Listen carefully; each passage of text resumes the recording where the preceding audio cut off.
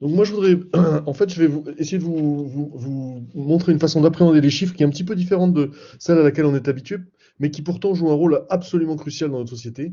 C'est que les chiffres nous permettent, certes, on pense beaucoup que les chiffres, c'est la rationalité, c'est les mathématiques, c'est ce qu'on a appris à l'école, c'est sérieux, si j'ose, enfin, je sais pas comment dire, c'est de la rationalité. Le mot que je cherche, c'est le mot rationalité. Or, les chiffres ne sont pas seulement de la rationalité, les chiffres, c'est aussi des affects.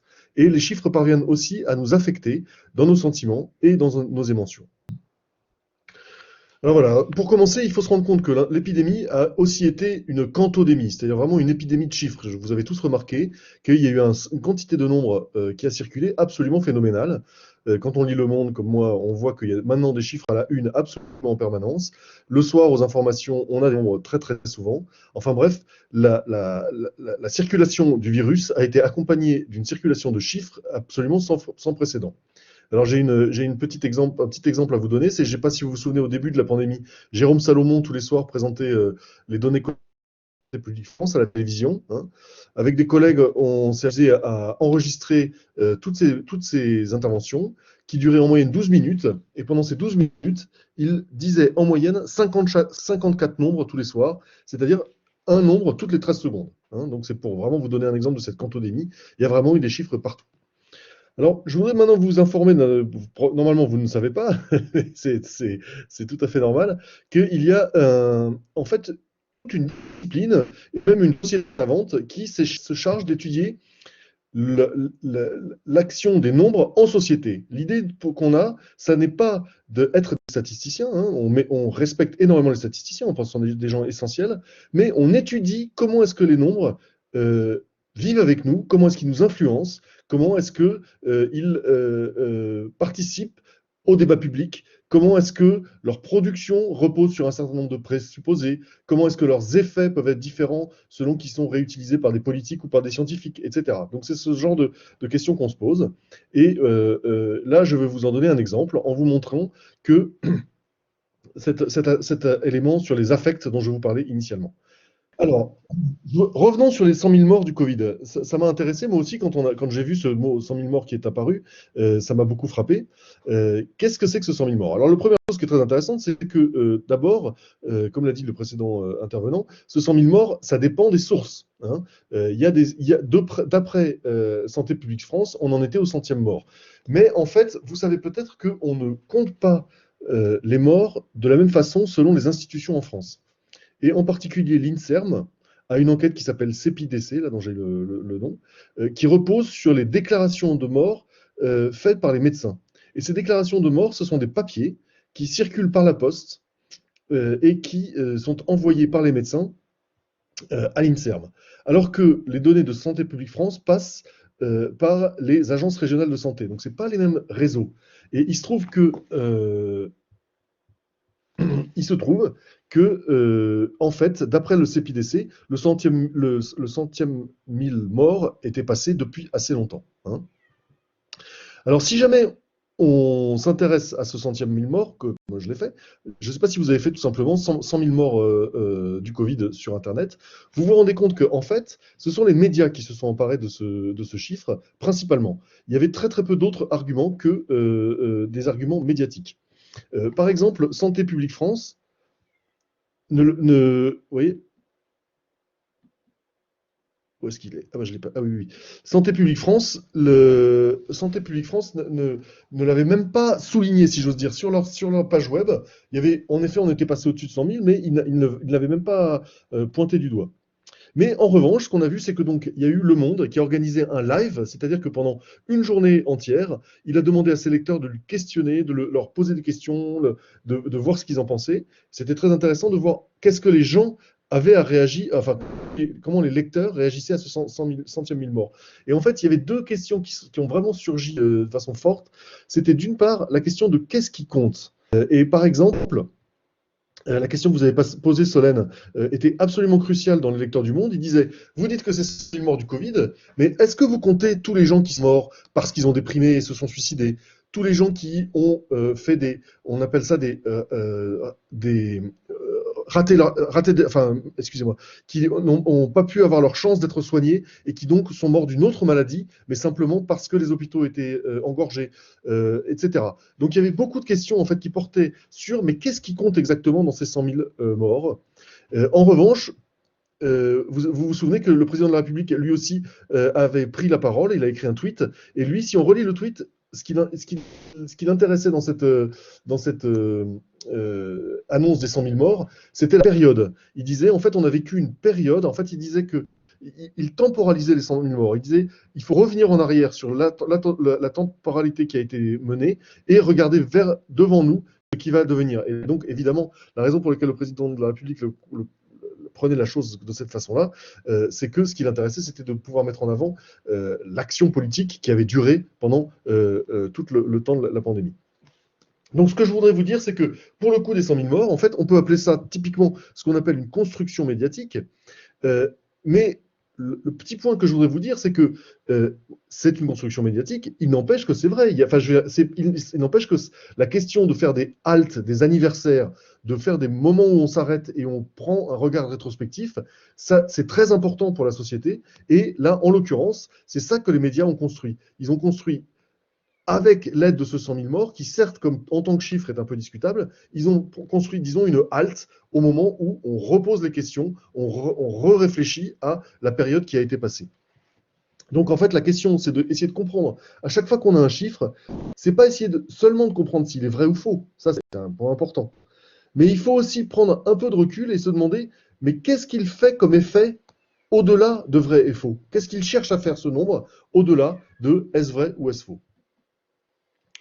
Alors, par exemple, il y a un autre moment qui a été très très frappant pour moi, c'était le tout début de la pandémie, vous vous souvenez, donc en effet, on nous annonçait tous les soirs à la télé, pendant le premier confinement, quand on applaudissait les soignants, tous les soirs, on avait le nombre de morts qui était vraiment publié par les informations de 20 heures, le nombre de personnes infectées, le nombre de personnes hospitalisées, et qui nous était répété en permanence.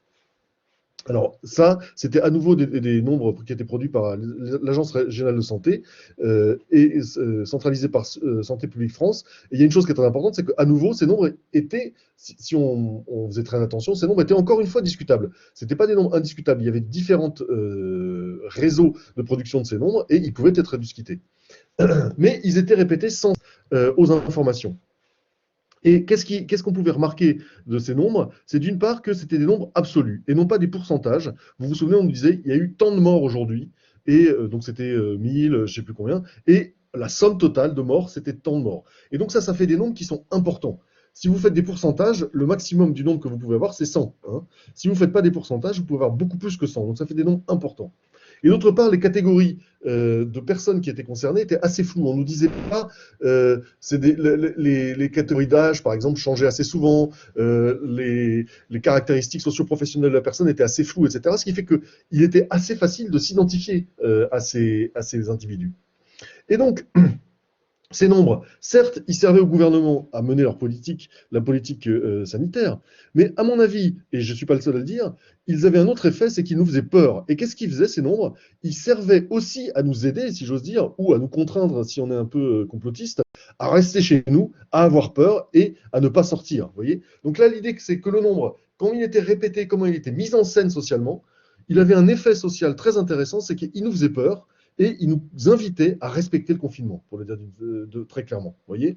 Et donc, quand on a des nombres comme ça qui circulent dans la société, on peut là à nouveau se demander, mais qu'est-ce qui nous fait faire ce nombre? Qu'est-ce qui me fait faire? Et là, ce qui nous faisait faire, c'était rester chez nous et respecter la politique sanitaire. Dernièrement, il y a eu un autre cas comme ça qui m'a beaucoup frappé, c'était juste au début de l'année 2021, au début de cette année, il y a eu un grand effort qui a été tourné quand les vaccins ont commencé à apparaître. Il y a eu un grand effort qui a été tourné vers la vaccination. Donc, on avait eu le premier problème, vous vous souvenez, c'est que d'abord, il y avait eu l'exemple déplorable de la gestion, enfin déplorable, très malheureuse, disons, de la gestion de la pandémie avec Roselyne Bachelot qui avait acheté des quantités phénoménales de vaccins qui n'ont servi à rien, hein, et que les gens ne s'étaient pas fait vacciner. Et en plus, il y avait de nombreux sondages qui montraient que la France était un des pays anti-vax les principaux d'Europe. Et donc le gouvernement a vraiment pris pour acquis qu'il aurait du mal à vacciner la population. Et pourtant, tout le monde, enfin, en tout cas tous les experts, enfin de très nombreux experts, disons, s'accordaient sur le fait que si jamais on pouvait vacciner tout le monde, ça serait une façon de sortir de la crise. Aujourd'hui, si j'ai bien compris, cette question est un peu remise en cause à cause de la prolifération des variants. Parce que une fois qu'on va vacciner tout le monde contre un certain nombre de variants, qui nous approuve et qui nous assure qu'il n'y aura pas un nouveau variant qui résistera au vaccin. Enfin, toujours est-il qu'on pense toujours qu'il faut vacciner les gens le plus possible. Et alors là, le gouvernement, souvenez-vous, avait mis des objectifs quantifiés à atteindre. Et donc, on avait lu, par exemple, j'ai lu dans la presse, le gouvernement table sur 4 millions de personnes vaccinées fin février, 9 millions fin mars, 20 millions fin avril, 30 millions fin mai, 43 millions fin juin, etc. C'est le ministre de la Santé qui déclarait ça le 23 janvier. Et c'était intéressant parce que les journalistes, au fur et à mesure que le temps passait, regardaient si ces objectifs étaient atteints. Alors, ça, c'est quelque chose qu'on connaît très très bien quand on est sociologue, et quand on est en particulier sociologue de l'hôpital, c'est l'idée de mettre des objectifs quantitatifs à atteindre. Qu'est-ce que ça fait comme effet, ça, de vous mettre un objectif à atteindre? Eh bien, le but qui est cherché, en tout cas, c'est de vous motiver, c'est de vous dire, si jamais il y a un objectif à atteindre, alors vous savez quel est le but de la course, c'est ce nombre, et vous essayez vraiment de faire en sorte que vous pourrez y arriver. Et donc, il y avait de nombreux éléments qui participaient à ça. Donc, par exemple, il y avait le cabinet de conseil McKinsey qui a été notablement conseillé notablement le gouvernement, qui participait à cette motivation de la population.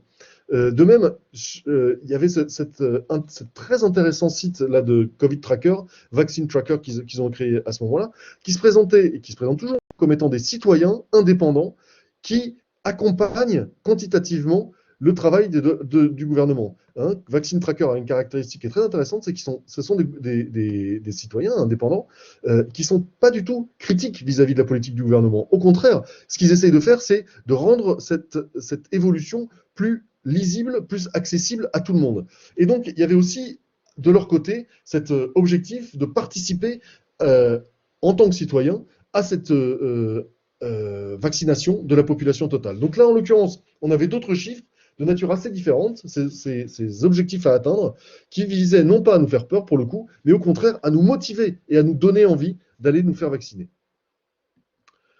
Voilà, donc maintenant je vais m'arrêter là parce que je ne voudrais pas durer longtemps, d'autant plus qu'on a pris du temps, on a pris du temps déjà.